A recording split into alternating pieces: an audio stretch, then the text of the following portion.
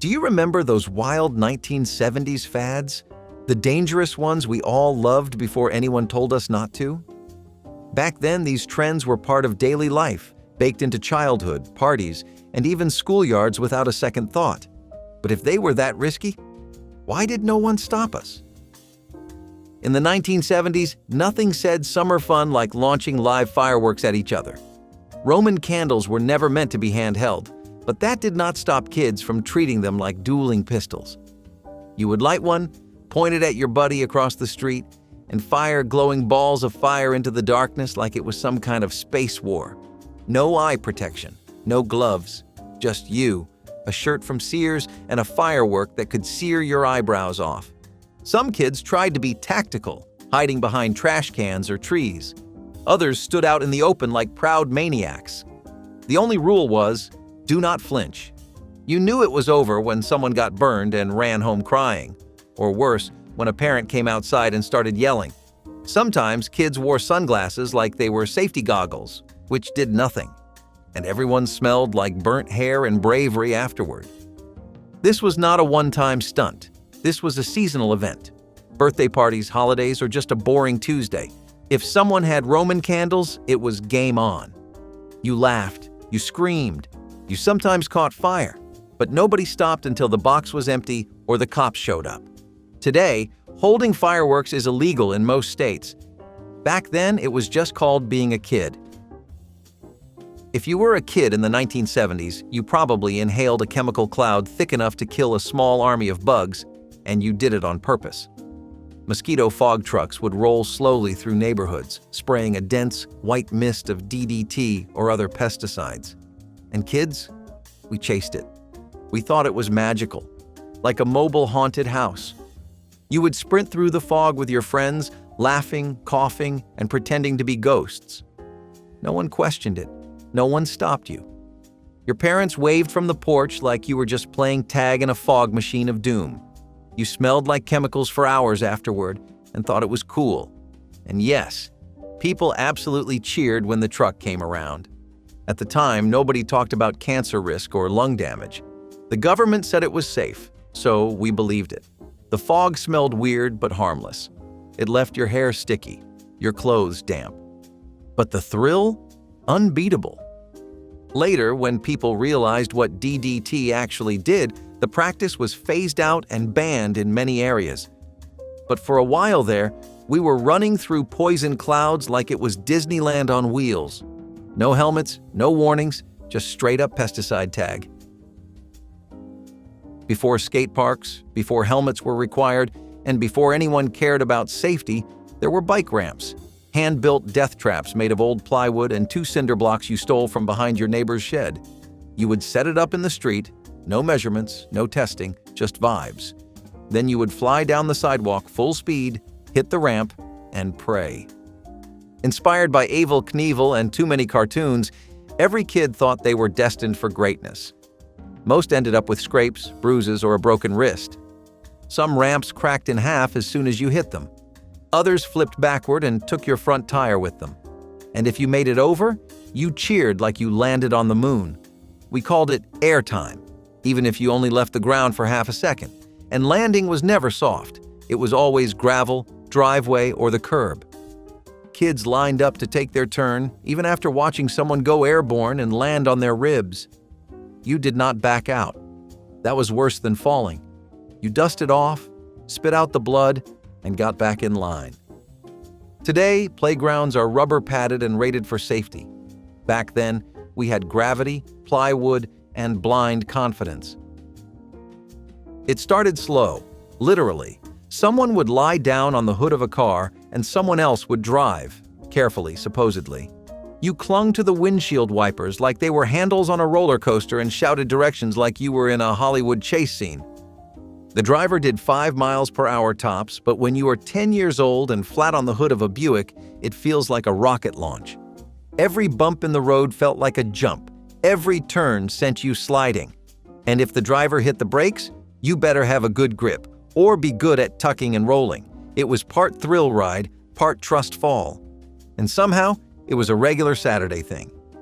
You would take turns, lying on the hood while your buddy drove around the block. Sometimes you waved at neighbors like you were in a parade. Other times you just screamed.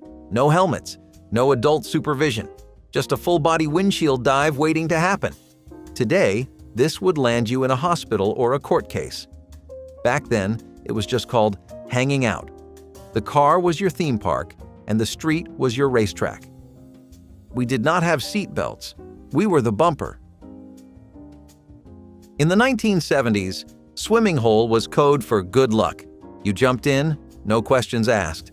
Murky water? No problem. Zero visibility? Even better. You ran full speed off a dock or a ledge and launched yourself into brown, mysterious depths like it was the Olympics. There were no lifeguards, no warning signs, just blind courage and peer pressure. Sometimes there were rocks, sometimes there were sunken shopping carts or broken glass. You never knew, and you did not care. If someone else jumped and did not float back up immediately, you all dove in after them, then laughed about it later. We bragged about belly flops that left red marks for days. Someone always came up yelling, "I hit something," but we just shouted, "You're fine." Cuts were rinsed in the same water you got them from. And if it smelled weird or slimy, that was part of the fun. Kids dared each other to do flips, dives, or cannonballs. Belly flops were met with applause or howls of laughter. You came out coughing, bleeding, or with something slimy stuck to your leg. You did not test the water. You tested yourself. The goal was fun, not safety. Today, jumping into water without checking depth is a PSA on every beach. Back then, it was just a summer rite of passage. Broken toes, bruised ribs, maybe a tetanus shot, and somehow, still worth it.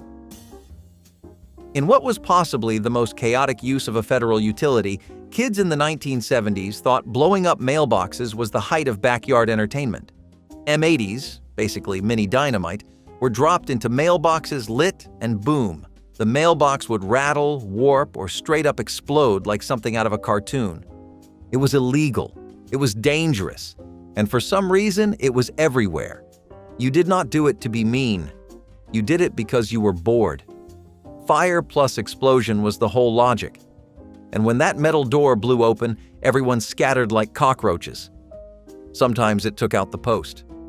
Sometimes it left smoke curling from a melted box. Either way, it was awesome. The louder the bang, the better the story. If the mailbox actually flew into the street, you were a legend. Everyone ducked, covered their ears, and laughed like they were in an action movie. You never considered the mailman might call the cops. And if he did, you ran. Fast.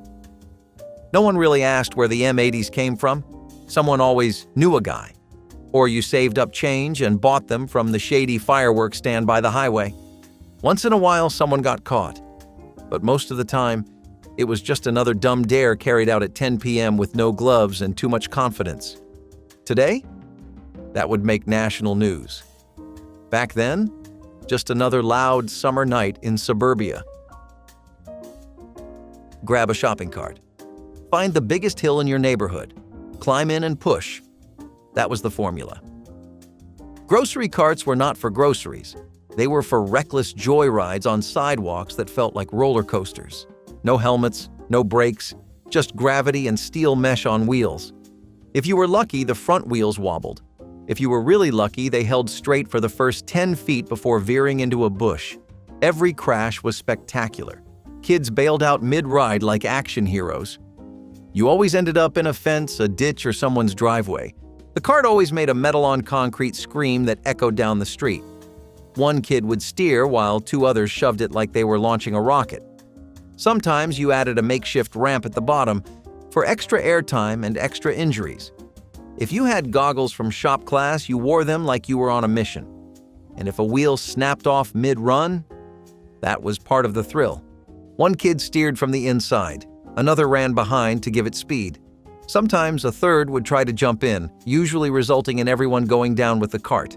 Scraped elbows, cracked tailbones, twisted ankles, standard stuff. But you got up laughing.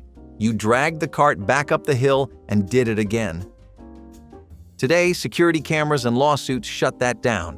But back then, every cart in a 5-mile radius was fair game. Because for one shining downhill moment, you felt invincible. Everyone heard the story. The kid who mixed Pop Rocks with soda and exploded. His stomach burst. He died on the spot. You told it like it was gospel, even though it never actually happened. But knowing the risk only made it cooler.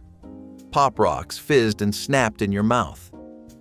Add cola, and it felt like science gone wrong. You held your breath and waited for the boom. It never came. But the anticipation was electric. You dared your friends like it was a countdown to detonation. Kids at lunch would slam soda and dump in the whole packet like mad scientists. You burped like thunder and pretended it hurt, just for the reaction. Someone always gasped, "It's happening!" and ran for the teacher, and every time you survived. But kind of wished something wild had happened. Every kid tried it at least once. Someone always dared someone else. If you were brave, you dumped a whole packet in and took a huge swig of soda right after. You burped like a volcano. You thought your throat was going to explode. You laughed so hard you choked, but you survived, and that made you a legend. Today, Pop Rocks are a novelty. Back then, they were a chemistry experiment and an urban myth rolled into one. And if you had exploded, well, at least it would have been on purpose. In the 1970s, kids did not just carry firecrackers, they wore them. You would string a pack around your neck like beads and show off like it was Mardi Gras meets demolition. Firecrackers were taped together, looped with twine, or clipped to your jacket like edgy accessories. They were not supposed to be lit, but they always were. One spark from a cigarette, one kid trying to be funny with a lighter, and boom, you were suddenly more fireball than fashion. Ears ringing, clothes singed. Everyone screamed, but also kind of thought it was hilarious. The truly bold would light one firecracker just to see how fast they could yank it off before it went off. Kids ran in circles while tiny explosives popped at their heels. You could smell the sulfur and melted plastic from a block away. Nobody flinched when a shirt caught fire. It was just a thing that happens. And afterward, you wore the burn marks like battle scars. You showed up to the block party with explosives hanging off your shirt, and no adult said a word. Some even encouraged it. It was just boys being boys, even when it turned into a backyard fireworks disaster. Burns were common. Hearing loss was ignored. The risk was half the appeal. Today, even touching fireworks without gloves gets a warning. Back then, they doubled as jewelry. Pain was temporary. Looking cool? That was forever. In the 1970s, if you saw an unfinished building or an open construction site, you did not walk away. You explored. Rebar, ladders, holes in the ground, it was all fair game. To a kid, that was not danger. It was an invitation to adventure. No hard hats, no flashlights, just bad shoes and zero supervision. You climbed scaffolding like it was monkey bars. You peeked into half-dug foundations and imagined they were secret bunkers. You dodged rusty nails, sharp pipes, and maybe a sleeping dog. One kid always fell through a floorboard or hit their head on a beam, and no one ever told their parents. We played hide-and-seek between walls that were not even up yet. We ran across beams like we were on a movie set, not a death trap. Cement bags became furniture. Loose bricks became weapons in imaginary wars, and a broken board or two just made it more realistic. You went in during the day. You went in at night. You brought snacks, flashlights, and that one friend who always dared you to climb higher. Cuts and bruises were badges of honor. Splinters were part of the deal. Today, construction sites are locked up like fortresses. But back then, a half-built house was just the ultimate playground. We were not reckless. We were imaginative, just also a little reckless. If the lights went out in the 1970s and someone knew just what to do, that meant trouble. A blown fuse, no big deal. Just wad up a bit of aluminum foil and jam it into the fuse slot. Instant fix. And by fix, we mean temporary way to ignore the laws of electricity. People actually believed this was clever. It was fast, it worked, and no one had to go to the hardware store. The danger was never part of the conversation until the wall hissed, or a socket started to blacken, or your mom screamed from the other room, "What is that burning smell?" You would yank the plug and hope it was not too late, and somehow it kept happening. Electrical fires were just another chapter in we did what we had to do. It was not even kids doing this. It was grown-ups who should have known better. The fuse box was scary, so people bypassed it, and foil was right there in the kitchen drawer. Today, even looking at an outlet funny can get you zapped. Back then, tinfoil repairs were just part of keeping the house running. The lights came back on, the TV worked again. And sure, maybe the wall was a little warmer than usual, but hey, problem solved. Gas cans were for rich people. If you ran out of fuel in the 1970s, you grabbed the nearest empty milk jug, filled it up at the gas station, and tossed it in the trunk. Or worse, on the back seat. It was fast, easy, and completely, horrifyingly unsafe. Gasoline eats through plastic. Everyone knew it. No one cared. The jug would start to bulge or warp from the fumes. Sometimes the cap was not even sealed, just twisted on halfway. If it tipped over, your whole car smelled like a fire hazard for a week. You would roll the windows down and drive with your fingers crossed. And somehow, this was considered normal. Kids were sent on fuel runs with nothing but a milk jug and some change. You had to hold it upright the entire walk home or risk soaking your shoes in unleaded. And if the jug was not completely clean, well, hope your engine liked dairy fumes. No one wore gloves. No one warned you about the fumes. It was just another shortcut on a long list of risky habits. Today, you would be cited for even attempting this. But back then, if it held liquid and had a cap, it was good enough. Functional? Yes. Flammable? Definitely. Roller skates were expensive, but scraped knees were free. So if you could not afford the real deal in the 1970s, you made your own, usually involving a chunk of 2x4, some old caster wheels from a busted chair, and string. Yes, string. No bearings, no brakes, and absolutely no hope of balance. You would nail or screw the wheels on unevenly, so you wobbled like a shopping cart with a limp. The string would dig into your ankles with every step. If you managed to roll 5 feet without falling, you felt like a pro. And if you tried going downhill, say goodbye to your front teeth. But hey, at least they were yours. These were shoes of necessity, not design. Kids wore them through the neighborhood, rattling down sidewalks with the grace of a busted robot. You fell, you bled, you kept skating. Sometimes they were strapped to your shoes with wire or twine, making your sneakers part of the disaster. You thought you were cool until one wheel popped off mid-roll and you face-planted in the grass. Modern skates have shocks and reinforced boots. Yours were basically wood with training wheels attached. But the feeling? The same. Pure speed. Until gravity caught up. Sparklers looked harmless, glowy, fun-festive. But when you were wearing a nylon shirt from your cousin's closet, they were molten danger sticks. One spark, and that lightweight synthetic fabric turned into cling-wrap fire. Kids in the 1970s played with sparklers unsupervised. They waved them, tossed them, even fought with them like swords. We spun in circles, shouting like we were at a concert. Some kids stuck sparklers into cupcakes like candles. Others spelled their names in cursive in the air and dared each other to make shapes. Occasionally, a spark would hit someone's hair and panic would break out fast. But once the screaming stopped, everyone wanted another. Nylon melts. It does not burn away. It liquefies and sticks to your skin like napalm. One wrong move, and you had a permanent scar in the shape of a summer memory. And the smell? Burnt polyester and panic. You would scream, drop your sparkler, and run in a zigzag while someone yelled for cold water. This happened a lot, but no one stopped playing with them. You just wore thicker jeans next time or switched to cotton shirts if you were lucky enough to own one. You lit sparklers with matches. You passed them around like candy.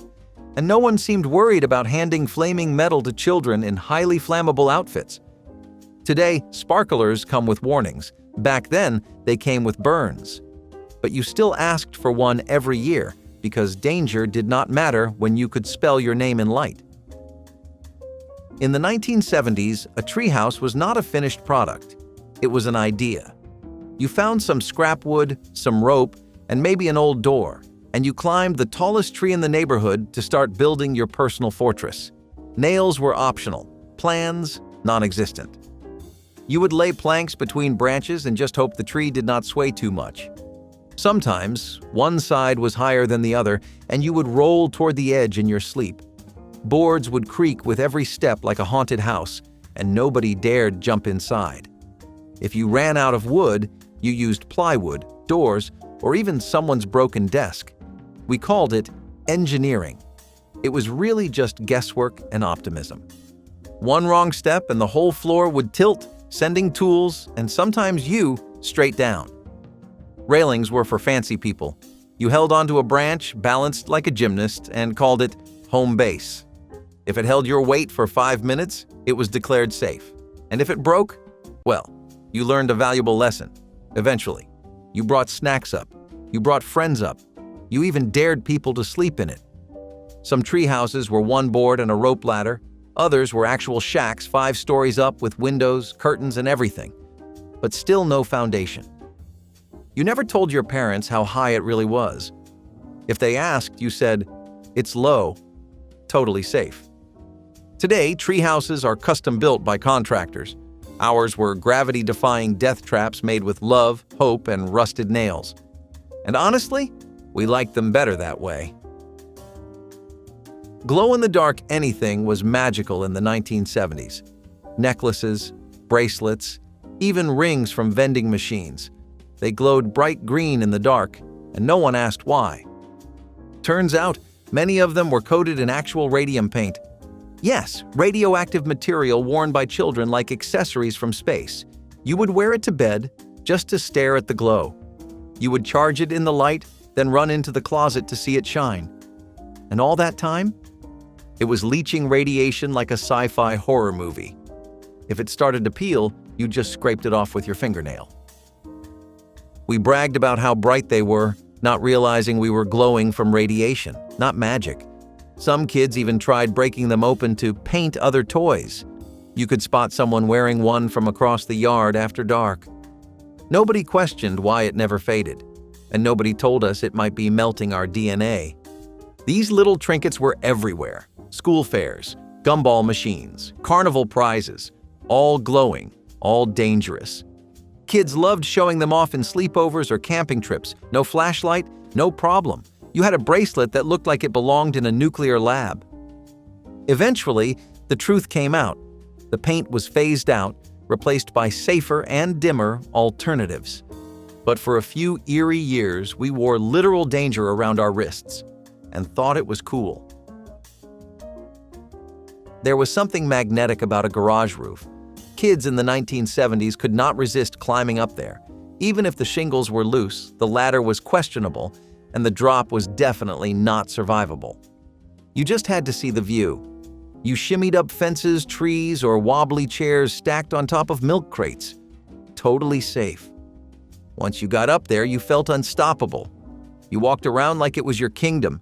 You sat with your legs dangling off the edge while friends passed you juice boxes. If the neighbor yelled, you flattened yourself against the roof and hoped they went away. And getting down was always more terrifying than climbing up. Sometimes kids would play tag on the roof like it was just another patch of grass. You could feel the heat of the shingles burning your hands in summer. Someone always brought a comic book and called it the reading zone. And if it started to rain, you slid down like it was a water slide, with no padding at the end. Everyone had at least one scar from a roof day. Sometimes you jumped down into the grass like you were a stuntman. Sometimes you begged someone to hold the ladder and prayed they would not let go. No one told their parents. It was one of those things you just did, like brushing your teeth with Kool-Aid. Today, kids have indoor rock walls. Back then, a garage roof was the summit, and no one wore a harness. Sunlight, magnifying glass, ants. That was the unholy trinity of 1970s backyard science. Kids would sit on the curb for hours, slowly frying insects one by one with a laser of pure sunlight. It was weird. It was creepy. It was everywhere. Sometimes you burned paper, sometimes leaves, and sometimes, you turned the beam on your own arm to see how hot it got. 1 second too long and you had a red welt. 2 seconds and you were crying while pretending it did not hurt. We tested it on plastic toys just to see if they melted. We etched our initials into wood and blamed nature. You could feel the heat build until your skin tingled and then dared someone else to try. Everyone had that one kid who took it too far and nearly lit the grass on fire. But the thrill of creating actual heat with sunlight and a $5 toy? Unmatched. It was not just curiosity, it was competition. Who could get the brightest beam? Who could actually start a fire? Who dared to aim it at their shoe and hold still? You felt like a mad scientist, harnessing the sun with nothing but plastic and boredom. Parents knew. They just shook their heads and told you not to aim it at the dog. Today, that would raise eyebrows at a science fair. But back then, it was called recess, and everyone left with at least one mystery burn. It is hard to explain now, but back in the 1970s, riding in a car trunk was considered peak childhood entertainment, not in an emergency, not to sneak into the drive-in, just for fun. Someone's older sibling would pop the trunk, you and a friend would crawl inside, and off you would go, bouncing around in pitch darkness with no seatbelts, no air, and no idea when it would end. It was a secret clubhouse on wheels. You would whisper and laugh while the car rolled down the road like you were being smuggled across state lines for kicks. The floor was carpeted with mystery crumbs and spare tire dust. You felt every bump. Every corner tossed you into a metal wall or a jack. If the car braked hard, your forehead found the latch. And heaven help you if someone forgot to pop the trunk when you stopped. Sometimes the driver got distracted. You would start pounding on the roof and yelling. Then came the moment of panic. What if they forgot we were back here? Eventually, someone opened the trunk and laughed while you gasped for fresh air like a hostage. Parents knew about it. Some even shrugged it off. As long as the kids are quiet, they would say, while you wheezed in the driveway with a bloody elbow. Today, this would be a full-blown crisis. Back then, it was just another ride, like a roller coaster, but illegal and enclosed. No windows, no brakes, just darkness, giggles, and the ever-present fear that this time, the trunk latch might not work. If you grew up in the 1970s, you know exactly what hose water tastes like. Hot plastic, old copper, and mystery minerals. And it was glorious. After running around in the sun for hours, there was nothing more refreshing than turning on the backyard spigot and shoving the hose into your mouth. You let the warm water run out first, then waited for the cold stream that always sprayed too hard. You were not worried about what was in it. No one was. Not the rust, the insects, or the metal residue from the ancient plumbing. Half those hoses were made of toxic vinyl. The other half had been sitting in the sun for hours, stewing like a pot of chemicals. Sometimes the water came out brown or tasted like old pennies, but you drank it anyway. If you were lucky, it was only a little gritty. If you were not, you learned to rinse your mouth with Kool-Aid after. You did not run inside for filtered water. That was for grown-ups. Real kids drank from the hose, spat twice, and got back to riding bikes with skinned knees and dirt in their socks. Parents saw you do it. Some even encouraged it. Builds immunity, they said, which was probably true, considering the bacteria buffet we sipped daily. Today, everything comes with warnings. BPA-free, filtered, chilled. Back then, hydration was found next to the daisy patch, served from a green snake full of lead and heat. And somehow, we survived. Every kid in the 1970s either wore glasses like this or knew someone who did. They were held together with masking tape, electrical tape, or, if things got really desperate, a twist of wire yanked from the back of the TV. The frames were bent, one temple always dangled, and the lenses were scratched to the point of being decorative. Still, you wore them, because buying new glasses was a luxury. The tape collected dirt until it turned gray, the wire stabbed behind your ear, and somehow the sharp end always sat just a hair's width from your eyeball. One wrong sneeze and you might poke yourself into next week. But replacing them? Not happening until the next insurance cycle, or until mom got a coupon. Some kids tried to hide the damage with stickers or markers. Others wore them like a badge of honor. "Yeah, I fixed them myself." You held them together during recess. You popped the lens back in every time it fell out during gym. And if a teacher said something, you just shrugged. Everyone knew someone with a piece of tape running across their face like a fashion choice. Today, kids have bendable frames and laser treatments. We had metal wire cutting our noses and tape that never stuck. But somehow, you could still see enough to dodge a dodgeball. And that was what mattered. It was one of the dumbest, most unforgettable things a kid could do. Take a huge tire, usually from a tractor or a pickup, crawl inside it, and have your friend give you a shove down the nearest hill. You would tumble, bounce, spin, and scream all the way to the bottom like a human load of laundry. There were no helmets, no gloves, just your own limbs rattling around inside a rubber tube of doom. The tire smelled like grease and regret. Every roll smacked your head against your knees, your shoulder against the wall, and your sanity against the sky. You came out dizzy, bruised, and covered in grass, but smiling like you had just won a race. Sometimes you got stuck sideways and had to be tipped out like a vending machine prize. Other times, you rolled into a ditch and lay there rethinking your life. It was chaotic, unpredictable, and completely unsupervised. One kid always pushed too hard. One kid always threw up. You did it again the next day. Parents would yell from the porch, "That tire better not hit the fence." But no one stopped you. You were free, and physics had not caught up to you yet. Today, rolling yourself down a hill in a tire would be a liability nightmare. But back then, it was just Saturday. One push, one scream, and a whole lot of momentum. You had 2 trees, a garage roof, and more guts than sense. So what did you do? You tied a clothesline rope between them, grabbed a metal coat hanger, or worse, an old dog leash, and invented your own zip line. There was no pulley, no safety harness, just momentum and blind faith.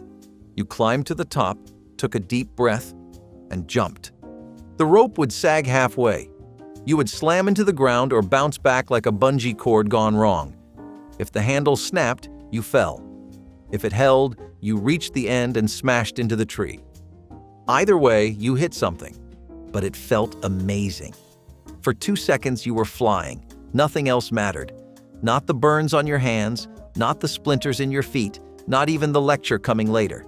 You used whatever you could find: twine, extension cords, even garden hoses, anything to make it work, anything to feel that rush. You never wore gloves.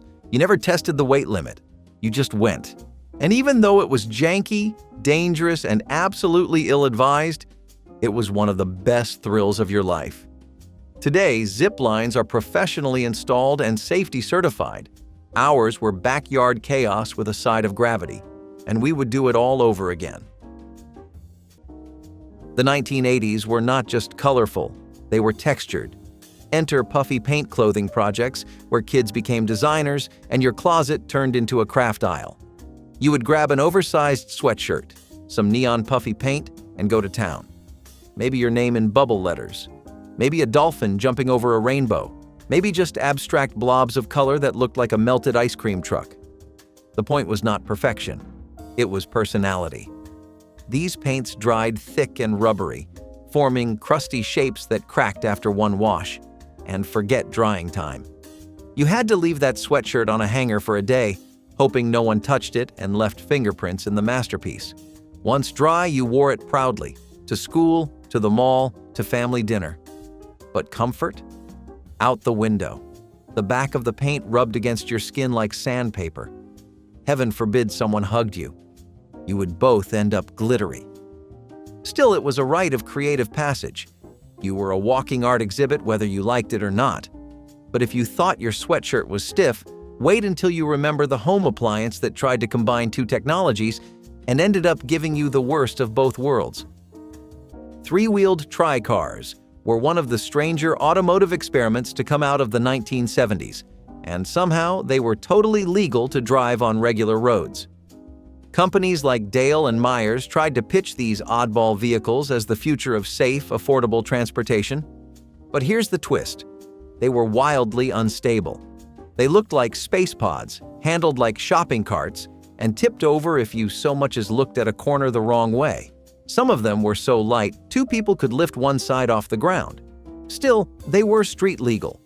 There were no strict safety standards for this sort of thing, and as long as it had a license plate and functioning lights, it could hit the road. The idea was to offer fuel efficiency and savings during the oil crisis, but in practice, they were more likely to cause whiplash than save gas. That did not stop eager drivers from picking them up and zooming around town like extras from a science fiction movie. Today, these vehicles have either vanished completely or landed in museums as cautionary tales. But if that sounds bizarre, just wait until we tell you about kids riding gas-powered mini bikes down neighborhood sidewalks like it was no big deal. Popcorn ceilings were everywhere, and you did not think twice about them until one started flaking into your cereal. Created as an easy solution for soundproofing and hiding imperfections, these textured ceilings were sprayed on like cheap whipped cream, giving homes a bumpy, cratered look that no one questioned until they started falling apart. Vacuuming the ceiling became an actual task in some households, and painting over them was a test of endurance and futility. But the real danger was deeper than dust. Many popcorn ceilings contained asbestos, a now-banned toxic material that can cause serious health issues.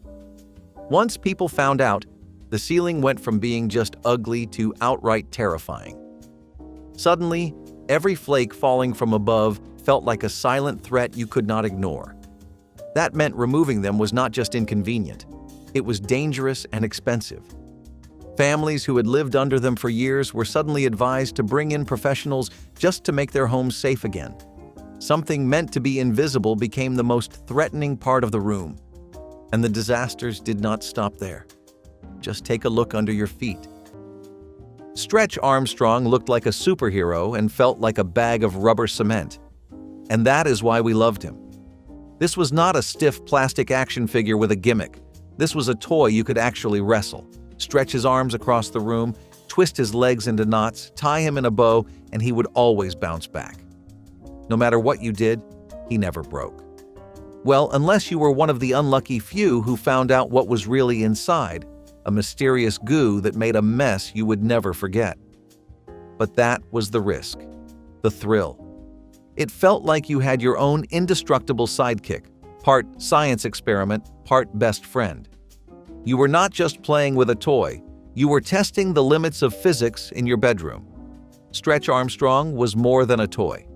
He was a test. Could you push him further than your friends? Could you stretch him longer than the last time? For many kids, he was the one toy that felt indestructible, like a friend who could take any hit and never complain. He lived in closets, under beds, wrapped around lampposts and table legs. Now, he lives in memories and retro collectors' shelves. Why do we remember a rubber man with such strange affection long after the elastic gave out? It was just a little old lady with a giant bun and a tiny hamburger patty. But in 1984, Clara Peller said 3 words that would shake the advertising world to its core. "Where's the beef?" she shouted, eyes narrowed, voice sharp. And suddenly the entire country could not stop repeating it. Wendy's had hit gold. This was not just a commercial. It was a cultural earthquake. It was parodied on late-night television, referenced in presidential campaigns, and printed on bumper stickers coast to coast. People were not just buying hamburgers. They were buying attitude. The ad turned fast food into theater and customers into critics. It questioned everything: value, honesty, expectations. And it did it in under 30 seconds. For a moment in time, a 3-word punchline became the nation's conscience. Then it faded, as all catchphrases do. But the genius of it stuck. We live in an era drowning in marketing, and still, no one ever quite topped Clara's gravelly challenge. The line is funny, sure, but it is also something more. It is a demand, a standard, a dare. In a world of hollow promises, maybe we are all still asking, where is the beef? If the lights went out in the 1980s, chances are something in your room lit up. Glow-in-the-dark stickers were slapped on every surface known to humankind. Bedroom ceilings became constellations. Alarm clocks glowed like miniature UFOs. Light switch covers, shoelaces, trapper keepers, even toothbrushes. Nothing was safe from the radioactive green charm of phosphorescent novelty. And as a kid, it was magic. You charged them up under a lamp, turned off the lights, and suddenly your room was a planetarium. Sort of. The glow would last about 30 seconds. And then, nothing. But those 30 seconds, pure wonder.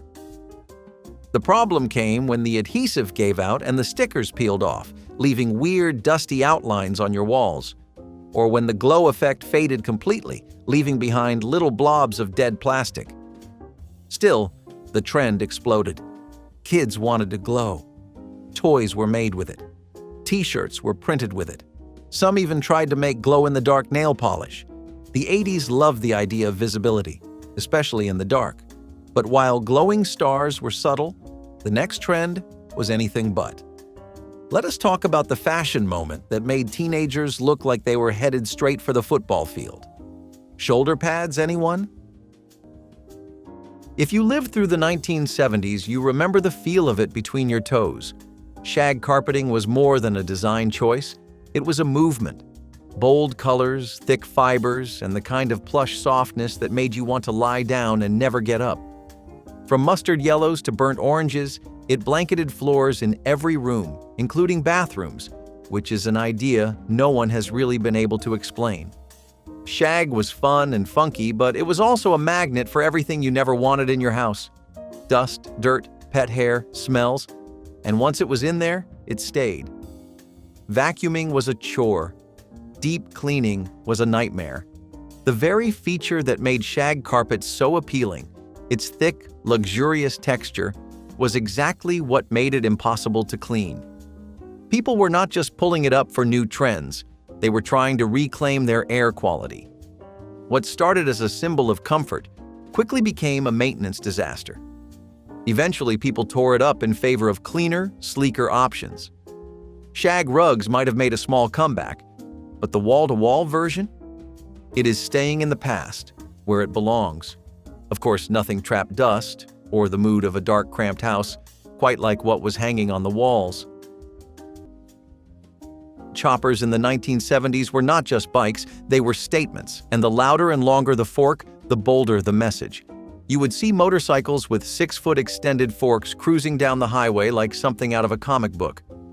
These things had no front brakes, almost no suspension, and about as much handling control as a brick on roller skates. But nobody cared.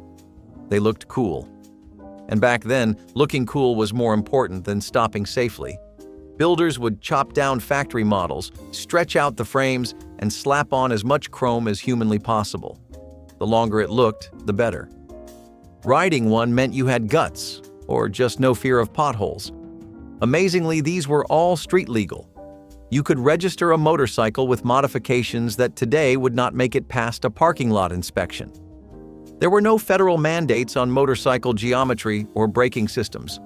If it ran, it rode.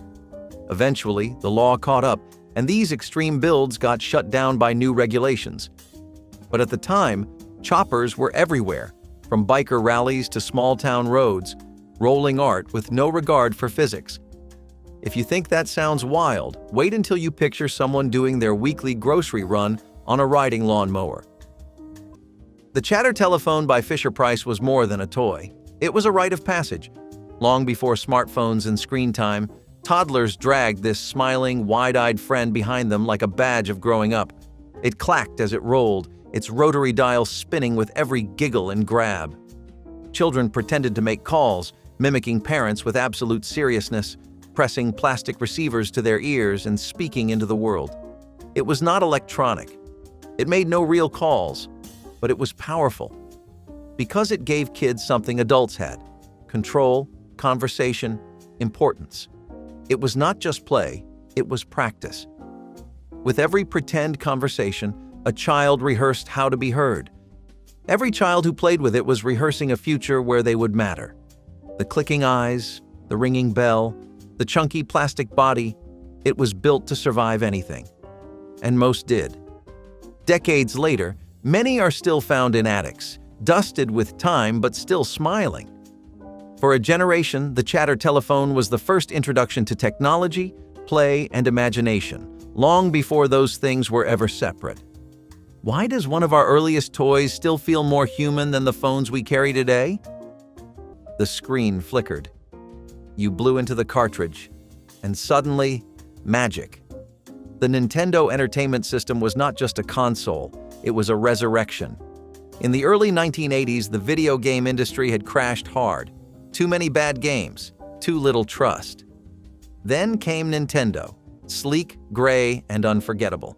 It brought discipline back to design, quality back to gameplay, and joy back to living rooms. Super Mario Bros., The Legend of Zelda, Metroid, Duck Hunt. These were not just games, they were rituals. You did not play them, you lived them.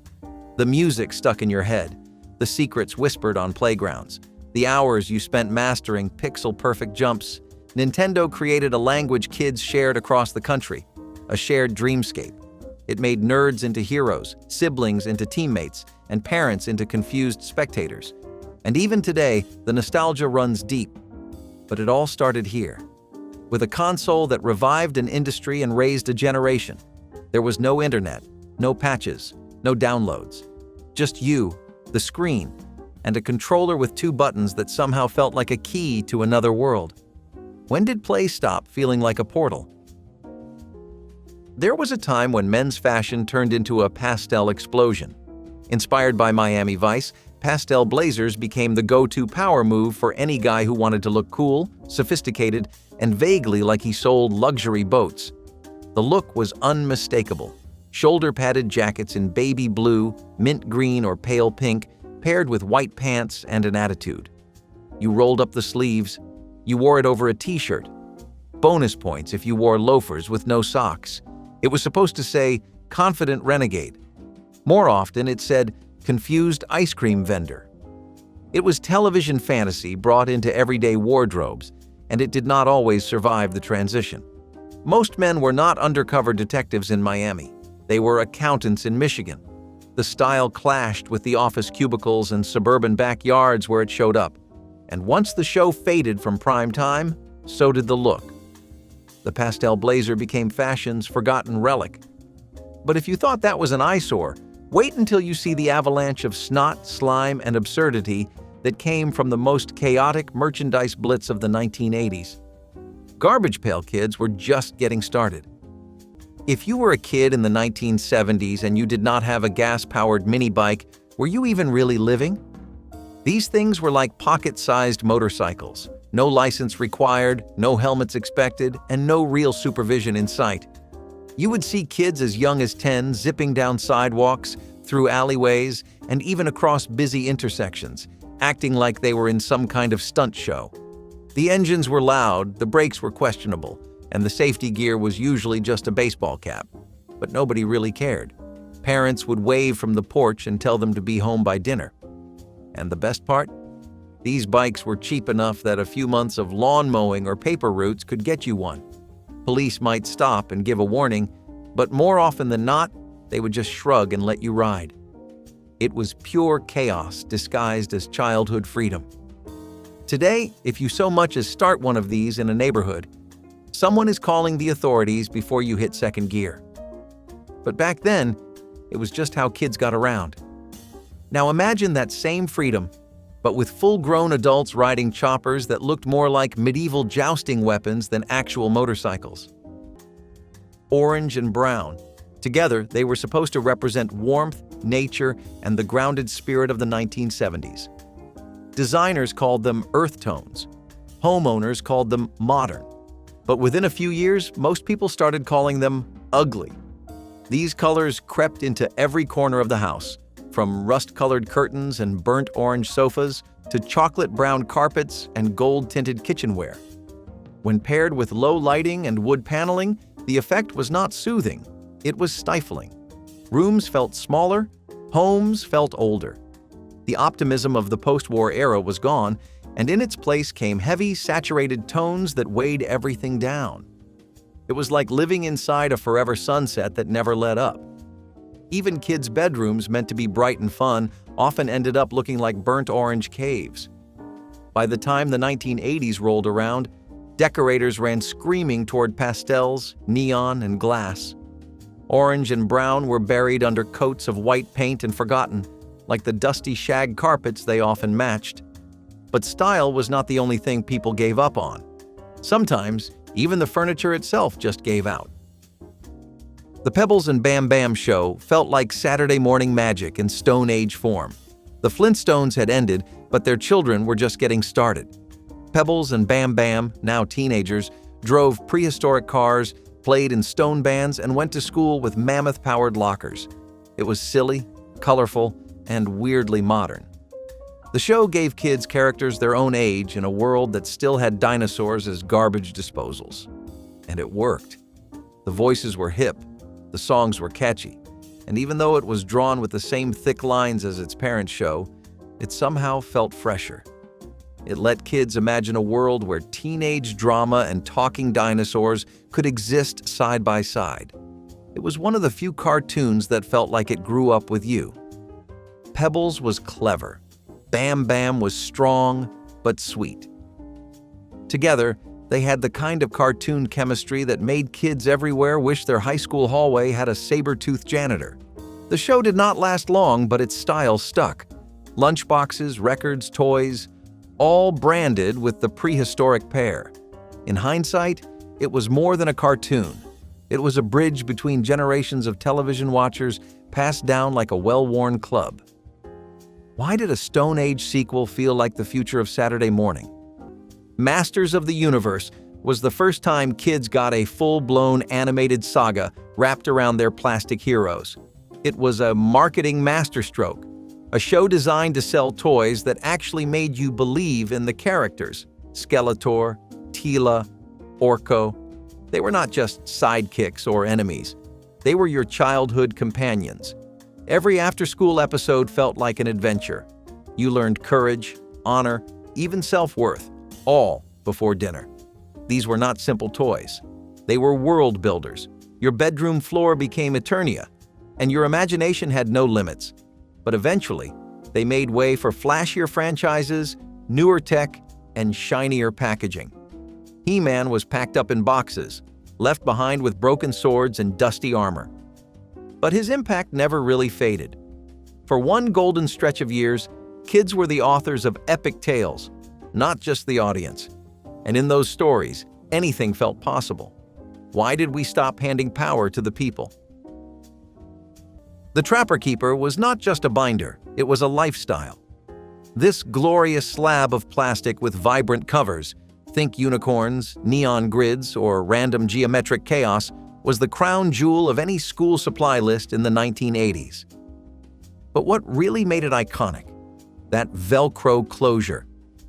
The loud, slow rip of peeling open your binder was like a thunderclap in homeroom. One kid opened theirs? Fine. 20 kids did it at once? It sounded like the floor was being ripped up. Teachers hated it. Students loved it. The inside was perfectly organized with color-coded folders, pockets for notes, and room for a calculator or 3-scented pens. But the noise, that was the deal breaker. Eventually, some schools banned them altogether, citing disruption of learning, which is code for "this binder is louder than the morning announcements." But let us be honest, part of the appeal was the noise. It said, "I am prepared and I am here to cause mild chaos." The Trapper Keeper burned bright, and then it was gone. But if you were not cradling one of these masterpieces, you were probably outside spinning on something equally unnecessary and questionably effective. Let us talk about the portable dance revolution that was basically just fancy cardboard. Yes, you read that right. Riding lawnmowers were not just for cutting grass, they were for visiting neighbors, hitting the local store, and sometimes even school drop-offs. In smaller towns, you could hop on your mower and putter right into town, past houses, dogs, and the occasional confused police officer. Nobody batted an eye. It was slow, it was loud, and it was very much not road safe, but it was legal. You did not need registration or a license, and in some places, people just threw a flag on the back and called it good. The lawnmower became an unlikely local legend. You might pass 3 of them parked at the general store like horses at a saloon. People waved like it was completely normal because, well, it was. It was practical and resourceful, and honestly, pretty charming. Today, cities and counties have all kinds of rules about non-standard vehicles on public roads. Most riding mowers now are strictly yard-bound unless you want a ticket and a lecture. But in the 1970s, nobody had time for that. If it moved and did not catch fire, it was transportation. Speaking of creative transportation, the next thing might blow your mind, because you could legally build a car in your garage from scratch and still register it for the road. In the 1970s, having a built-in wet bar was a sign that you had made it. It meant you were a host, a social connector, someone who knew how to entertain with style. The mirrored backsplash, the chrome railing, the smoked glass shelves lined with liquor bottles. This was sophistication, suburban edition. But the reality rarely lived up to the fantasy. These bars were often shoved into corners of the basement, barely used except during holidays or awkward neighborhood gatherings. They collected dust, the plumbing rarely worked right, and the built-in mini fridges started leaking after a few years. Not to mention, America's relationship with alcohol shifted drastically in the decades that followed. The cocktail party scene began to fade. Suddenly, having a fully stocked alcohol station in your house felt less glamorous and more like a relic from your uncle's disco phase. What was meant to impress became an eyesore, especially when surrounded by orange carpeting and faux leather stools. So many of these bars were either ripped out entirely or turned into storage for board games and wrapping paper. But at least they were not a physical hazard. The next luxury home upgrade? That one came with a built-in trip and a bruised shin. Wood paneling was the heartbeat of 1970s interior design. Thick, dark slabs lined walls from floor to ceiling, turning dens and basements into cabins, even if you were 3 miles from the nearest tree. It was not about brightness.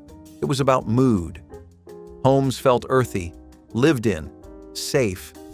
You could sit against it, lean back, and feel like you were somewhere older, warmer, and far from the buzzing world outside. Wood paneling was in rec rooms, behind television sets, next to ceramic owls and beanbag chairs. There was a hush to those rooms, like they swallowed noise and kept secrets. Even the creaks in the floor sounded softer next to those dark wood walls. It became the backdrop to childhoods, to birthdays, to tired parents sipping instant coffee on padded bar stools. Over time, people painted over it, ripped it down, called it outdated. But the feeling stayed, the nostalgia, the smell, that unique acoustics of a room where every wall softened the sound. It was not fancy, it was not minimalist, but it was home. Why did we trade such warmth for blank walls and cold white light? It was small, square, and maddening. The Rubik's Cube took over the 1980s like a brainy little virus, impossible to solve, harder to put down. Originally invented in Hungary in the 1970s, it exploded into the United States like intellectual wildfire. Every school desk had one, every locker, every coffee table, and everyone thought they could beat it until they tried. It was not just a toy, it was a statement, a challenge, a social flex. Can you solve it? Was the question of the year. And if you could, you were royalty. Kids timed themselves, adults pretended not to be frustrated, and puzzle competitions became legitimate televised events. There was something deeper going on too. It was the Cold War, the space race, the computer age, and the Rubik's Cube fit right in. Order from chaos, logic over emotion. It felt futuristic, clean, brilliant. Then, slowly, it vanished from center stage. Too hard, too humbling, too analog. But those colorful little squares still sit in drawers, waiting to remind us of the strange joy in solving something impossible. Sometimes you do not need a screen. You just need 6 sides and a little bit of patience. You knew it was going to be a good school year when your pencil case smelled like a fruit salad. Rubber-scented erasers shaped like food were the peak of academic excitement in the 1980s. They looked like tiny hamburgers, donuts, pickles, even sushi rolls. If you were lucky, your set came with a tiny tray and a fake soda. They were bright, colorful, and smelled like someone spilled a bottle of air freshener in an art supply store. Only problem? They did not actually erase anything. If anything, they left behind more streaks than they removed. Still, no one really used them. You displayed them, you traded them, you clutched them like they were gold. And every now and then, someone tried to eat one just to see what would happen. It was childhood logic at its finest. If it smells like a strawberry milkshake, it must taste like one too, right? Wrong. But what these erasers lacked in function, they made up for in flair.